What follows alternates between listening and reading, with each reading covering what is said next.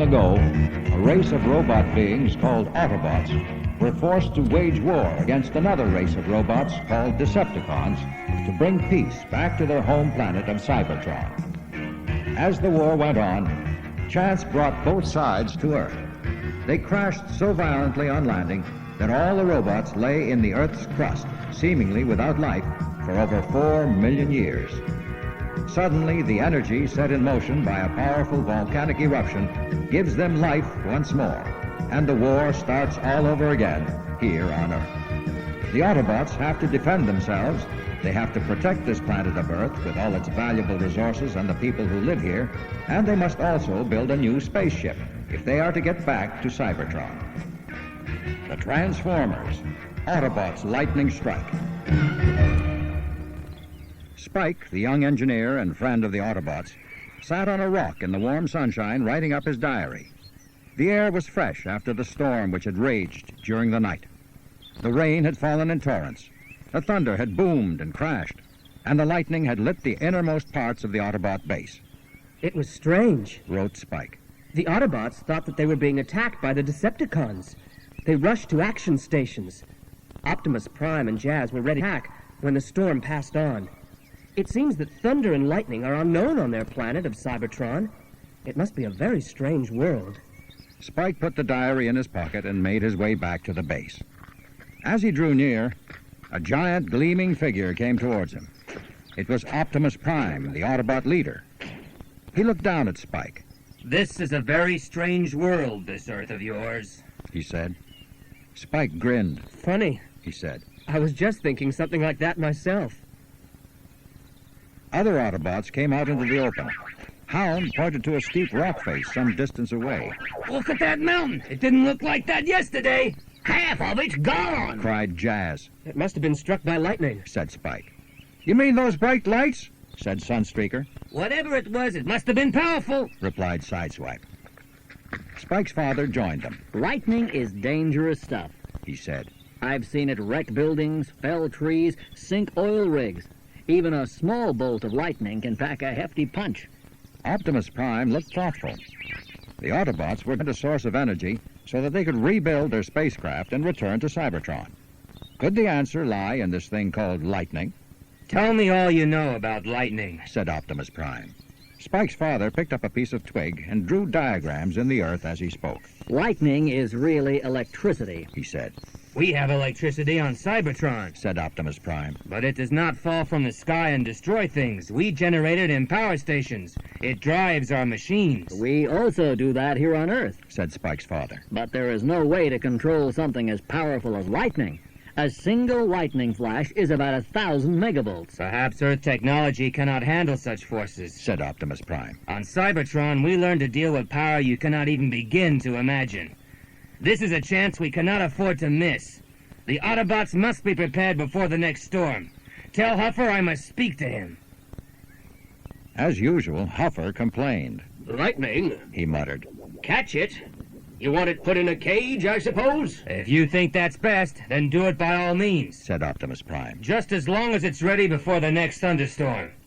For the next week, Huffer was hardly to be seen. He transformed into his truck disguise and went off on lone searches for materials. Once he returned to base to borrow some tools from Ratchet. "Lightning, energy converters," he complained to Ratchet. "None of this nonsense on Cybertron. If I was back there now..." Another time, Huffer asked Gears to help him to lift some heavy components. Although Gears complained, he did help, but each of them pretended to be more miserable than the other. Huffer worked hard on the project, and finally it was finished. He rolled in one day and spoke to Optimus. He said, "Don't suppose I'll get any thanks. Just a worn clutch and a slow puncture." Huffer escorted his leader to a distant mountain. He pointed ahead. Optimus Prime could see nothing unusual. "Where is it?" he asked. Huffer activated a control on his chest plate, and from the top of the mountain there rose a slender lattice of gleaming metal. Slowly it rose up and stood with its top partly hidden by drifting clouds. "According to the Earth people, lightning most often strikes tall objects," said Huffer. "There is your lightning collector. It's the tallest thing for hundreds of kilometers." "How do we extract the power from the lightning?" asked Optimus Prime. Under the mountain, said Huffer. is a cavern. There I have built the energy converter. We will have a test run during the next... Let's hope that the Decepticons do not find out, said Optimus Prime. But as he spoke, a winged messenger was already on its way back to Decepticon headquarters. It was Laserbeak, carrying news of the latest Autobot activity back to Megatron, leader of the Decepticons. Megatron studied Laserbeak's report. He sent for Soundwave. What does it sound like to you? He asked. It must be a radio mast of some sort. Said Soundwave. From its size and location, it must have great range, both for sending and receiving. Who are the Autobots sending messages to? Asked Starscream angrily. Perhaps there are other Autobots we know nothing about. We must destroy this thing before it is too late. Now! I make the decisions. Snapped Megatron. Soundwave, Laserbeak will lead you to the place. Keep a listening watch. This creation of theirs may be very useful to us. I still say that we should destroy it! Said Starscream. If I were leader, the last Autobot would have long since been reduced to a handful of rusting nuts and bolts. Guided by Laserbeak, Soundwave went swiftly to the lonely mountain. He stood on a nearby hill. Where is it? He asked. Where is the tall metal radio mast? I see nothing. The top of the mountain was bare. Laserbeak flew up and circled in the sky above the peak. There was nothing to be seen. Soundwave was about to leave the hilltop when his audio sensors caught a faint signal. It sounded like running machinery, and it seemed to come from somewhere under the ground. Laserbeak gave a sudden screech. There was movement on the mountain peak. Something rose slowly from among the rocks. As Soundwave watched, Huffer's lightning collector rose into the sky until its top was lost in the haze. Deep in the underground chamber, Huffer made some adjustments as he tested the machine, unaware that he was being spied upon. For hours, Soundwave remained on the hilltop. He tuned his audio sensors to their finest pitch. He tried every frequency, but there was not a whisper of a radio signal. There was nothing coming from the mast at all. No radio, no infrared, no ultraviolet. Whatever system the Autobots had devised, it was quite undetectable, even to an expert like Soundwave. Megatron must be told of this without delay. Soundwave made all speed back to Decepticon headquarters. Destroy it, and the Autobots with it! Shrieked Starscream when he heard Soundwave's news. Megatron looked thoughtful. This technology is beyond even our wildest dreams. If we can learn its secret, we will have a powerful weapon. Laserbeak, you will return and keep watch on the Autobots while I make my plans. Megatron did not notice Starscream whisper to Rumble and slip away from the rest of the group. Not knowing that they were being watched, the Autobots made the final preparations for the first test of the Lightning Energy Converter. Powerful cables were led from the base of the mast, deep into the mountain, and then connected to the equipment in the chamber. Gears muttered to himself, and to anyone else who would listen, that the whole thing was ridiculous. What if there isn't another storm? He said. What if there's no more lightning? There will be a thunderstorm sooner or later. Said Spike's father. We have to wait. Okay, we wait. Said Gears. We've only been on this Earth of yours for 4 million years, so let's wait. We can pick up weather reports from the radio. Said Spike. They'll tell us when a storm is due. Cheer up, Gears. Said Blue Streak. If there isn't a storm, we can fly a flag on Huffer's mast. Laserbeak watched the Autobots from high in the sky. He flew close to the top of the metal mast. He perched on the swaying structure while his sensors recorded all its details. As darkness fell, the bird-like robot spiraled down the height of the mast. He was watching the activity on the ground, and suddenly he spotted something new. There was an opening in the foot of the mountain. Autobots were coming out. So were the two Earthmen who had befriended them. Laserbeak stayed perched on the struts of the mast. Unseen in the dusk, he watched the Autobots transform at Optimus Prime's command. Spike and his father climbed into Huffer's cab. Then, in a blaze of headlights, the Autobots swept in a long line round the foot of the mountain and back towards their base.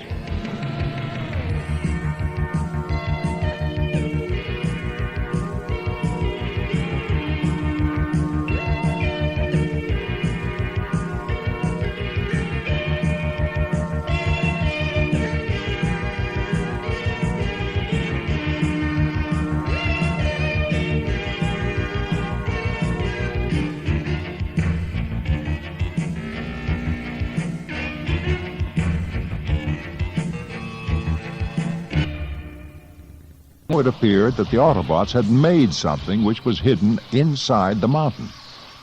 I must know what is so important that they have buried it, said Megatron. I cannot tolerate those creatures knowing something that I do not.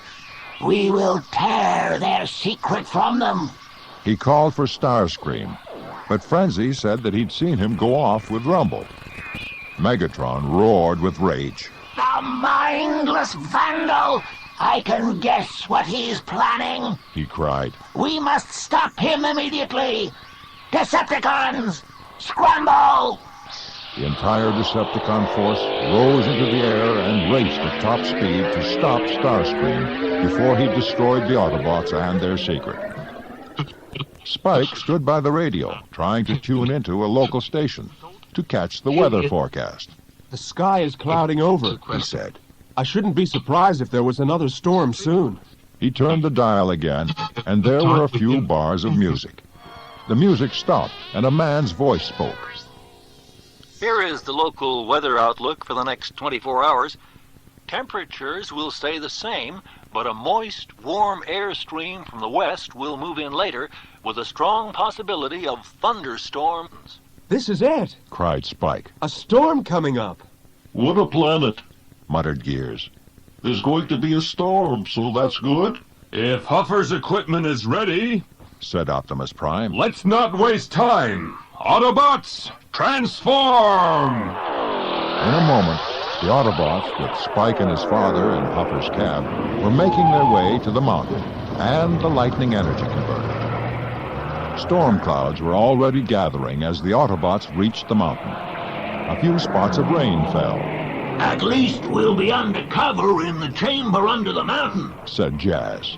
I wouldn't advise that, said Huffer. We know nothing about this lightning thing. I intend to conduct this test from as far away as possible. There's an overhanging cliff over there, said Optimus Prime. We'll be out of the storm, but still able to see the mountain. Taking up their positions, the Autobots watched as Huffer activated the control on his chest panel. Slowly, the slender mast of the lightning collector rose from the top of the mountain.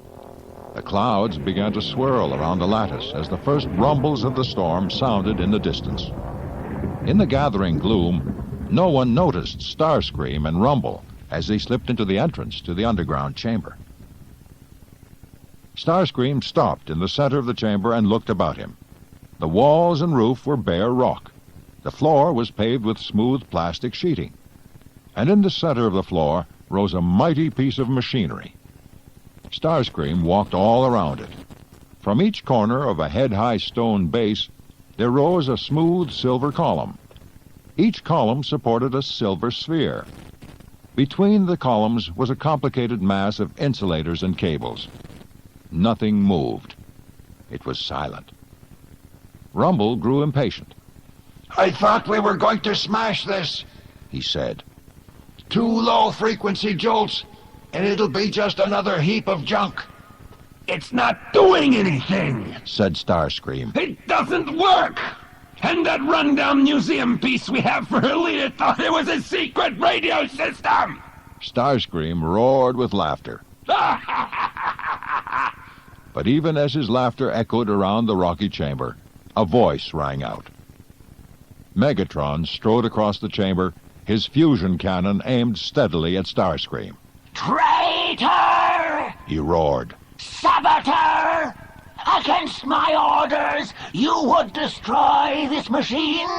And I am a run-down museum piece, am I? I sought only to serve you and the Decepticon cause, said Starscream, groveling before Megatron. The Autobots want to destroy us. This fiendish device will harm us. But it does nothing. You said so yourself, cried Megatron. They have extended their aerial.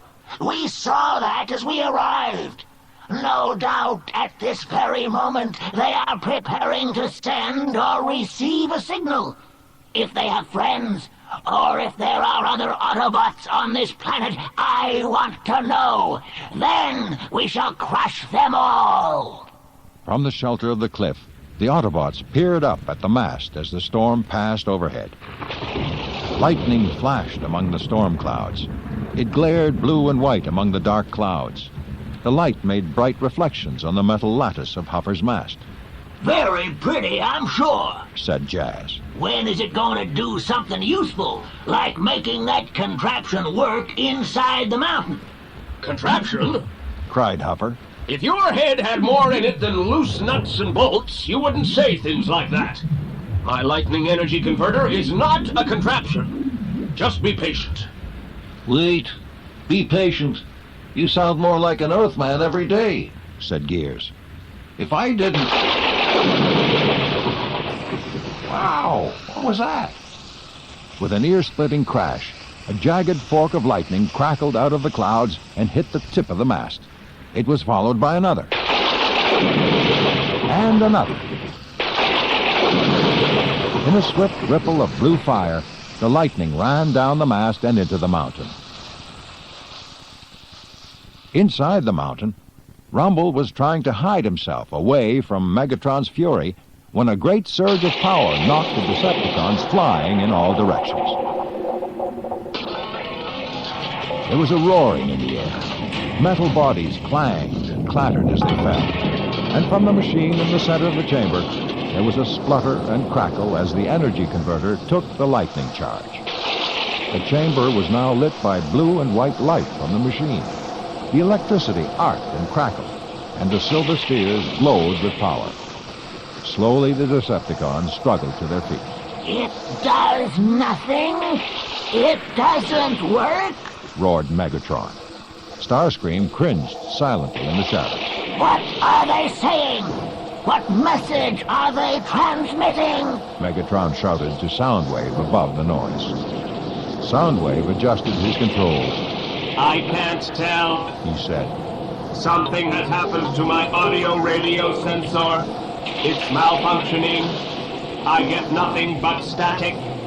As he spoke, there was a loud hiss and a crack. A long blue arc of electricity shot from the machine and struck the rocky roof of the chamber. The electricity ran across the roof, then down the walls. They glowed and flickered in blue light. Skywarp put out a hand to touch one wall. Next moment, he had been hurled in a shower of sparks across the chamber. Skywarp lay on the floor, still giving out sparks. He tried to rise, but instead he began to transform. The transformation stopped halfway. Then with another shower of sparks, he returned to his plain disguise. Major malfunction to report, he said. But the others weren't listening. Their eyes were on Starscream. If this machine can be started, then it can also be stopped, he shouted. He aimed the null ray projector at one of the silver spears and fired.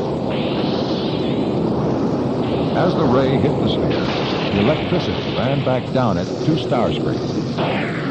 He was sent sprawling across the floor. The null ray projector was scorched and buckled. It was useless. It's an Autobot trap! Cried Megatron. Retreat! Megatron led the way to the chamber entrance. The air now seemed alive with electrical energy. It arced and sparked from the walls and onto the metal bodies of the Decepticons. Control systems and sensors malfunctioned. Wiring began to burn out. Fuses blew. A cassette shot from Soundwave's chest pack and transformed into Ravage. The mechanical hound, with all his systems malfunctioning, gave a snarl. Then it hurled itself in a savage attack on Megatron, its own leader. Megatron hit out with his metal fist, and Ravage was thrown to the floor in a shower of sparks. Soundwave grabbed the creature and dragged it towards the entrance. But the electricity had been too quick for the stumbling Decepticons. As they reached the rocky arch which led to the open air, the flickering light shot across the opening, forming a curtain of electrical energy. As the retreating Decepticons battled through, creaking and spluttering, they were spotted by the Autobots. Through the rain, which was now pouring down, the Autobots looked in amazement at their scorched and battered enemies. Where did they come from? Said Optimus Prime. Hound watched the Decepticons as they made their way into the open. The rain hissed on hot metal. After they had gone, a train of smoke hung in the air. I thought that I picked up their signals when they first arrived, said Hound. but I wasn't sure. It seems that they thought our energy collector was a radio transmitter. They were trying to discover its secrets. Well, they certainly got the message, said Jazz. Huffer pressed the controls on his chest plate. The mast disappeared into the mountain. Then he went inside to inspect the energy converter. It's a bit bent in places, he said when he rejoined the others. And I haven't got it quite right. It needs some more work on it. As they prepared to leave, Optimus Prime looked across at the mountain. The storm had passed, and the moon shone in a clear sky. Energy from the sky will help us to return to our own world, he said. It will also be our gift to the people of Earth after we have gone.